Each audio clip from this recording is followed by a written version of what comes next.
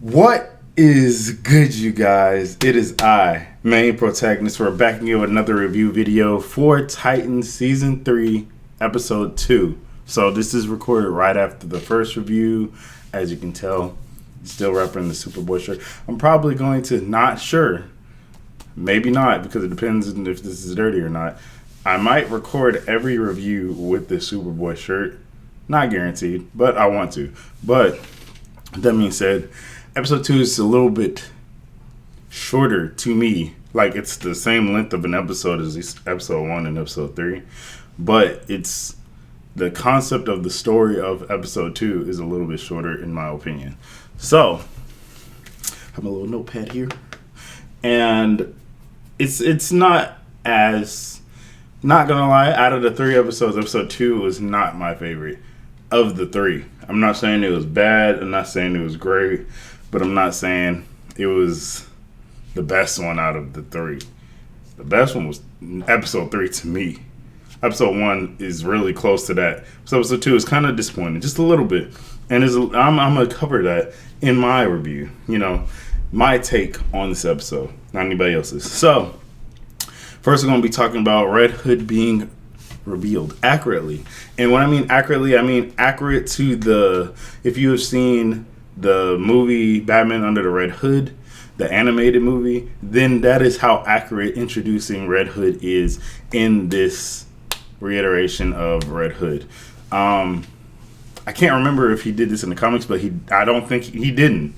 I know how he became Red Hood in that series, but I'm not sure if like the main continuity Red Hood, if he did this, I'm 100% sure he didn't. But I don't know if they ever did a story in the comic books that revealed how he did it like this.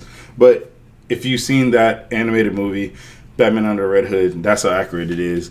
It has all these gang lords, like these kings from these other gangs coming around like, did you order this meeting? Did you order this meeting? No, I thought you ordered this meeting. And then they're like, hey, somebody's playing games with us. We're about to leave. So then Red Hood's like, everybody sit down. Don't make no sudden moves. They got their guns shooting, like, pointed upwards, like, is that Batman?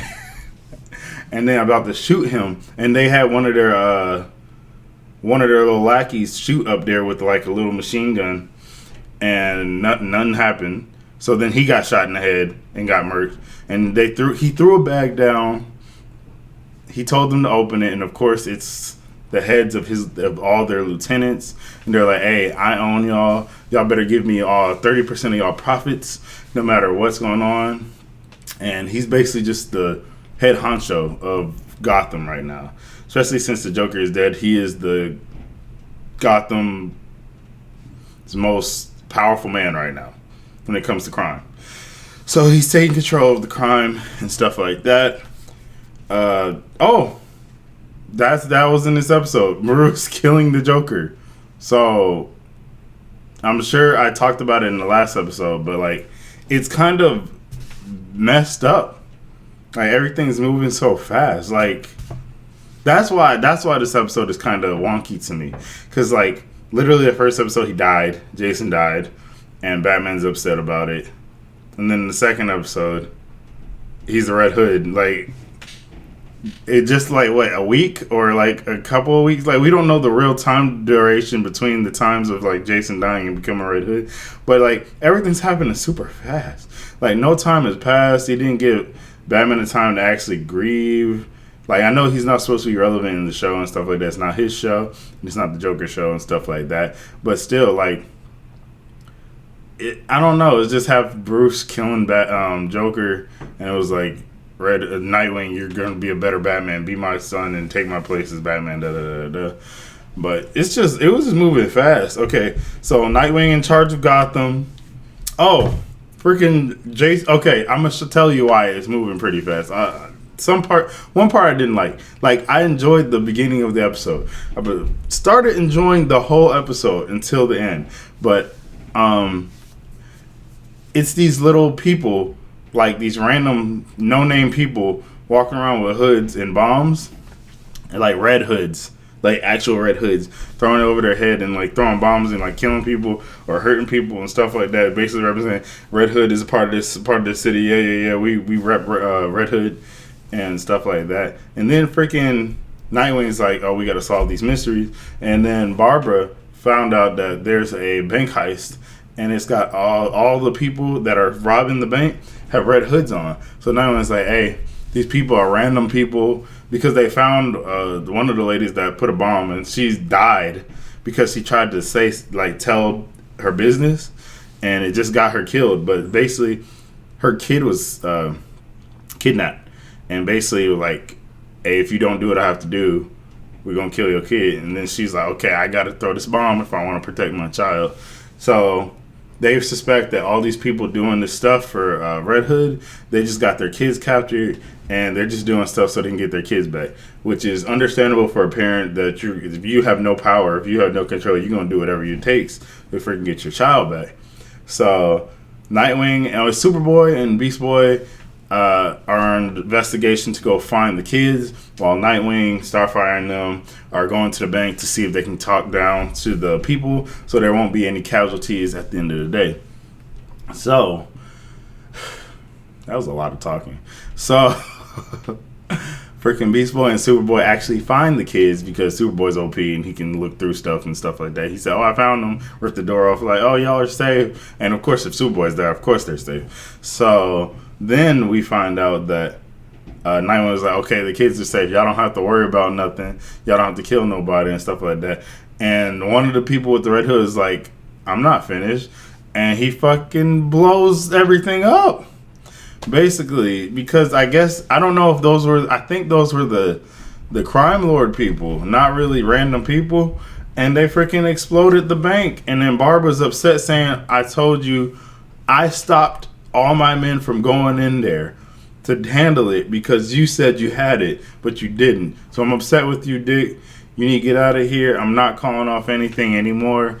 I'm going to save the city the way I can as the commissioner of this police force.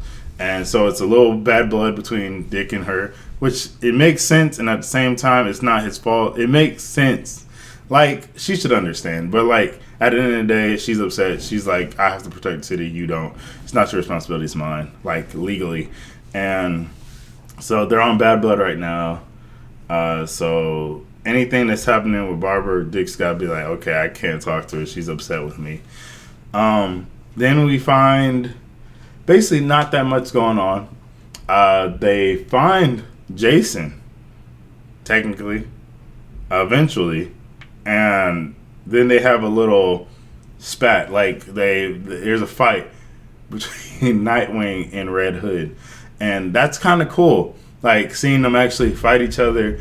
And, like, it would have been even better to see Nightwing figure out, like, it's Jason through, like, his fighting style, or, like, just little quips that he's making. Because he did make little quips throughout the fight. It was a short fight. But then Nightwing, like, hit him really hard in his little helmet head, and it broke off. And it showed a giant chunk of Jason's face. So basically, his reveal is in episode 2. Yeah, his introduction to Red Hood is on episode 2, and his reveal that it's Jason is on episode 2. That's what I don't like.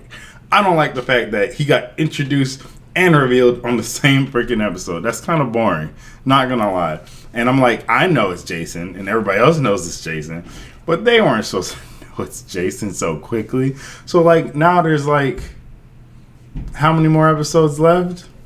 It should be like 12 episodes maybe in the season, and they already did this in episode 2. There's 10 more episodes that you couldn't That's what I didn't like about the episode. It was just rushed. It just feels like everything was rushed and thrown up and at us.